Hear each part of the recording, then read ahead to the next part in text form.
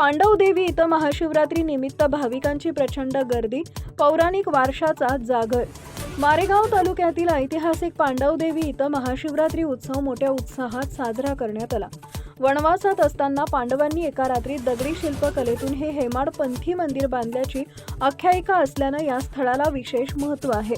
यात्रेनिमित्त आयोजित 3 दिवसीय सोहळ्यात विदर्भासह विविध भागातील भाविकांनी दर्शनासाठी मोठी गर्दी केली होती।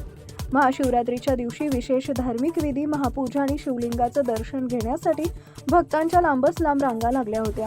परिसरातील भाविकांसाठी हे श्रद्धास्थान असून उत्सवामुळे संपूर्ण परिसरात भक्तीचं वातावरण निर्माण झालंय। टाइम्स ऑफ महाराष्ट्र न्यूज चॅनलसाठी तालुका प्रतिनिधी देवा अत्राम यांचा रिपोर्ट।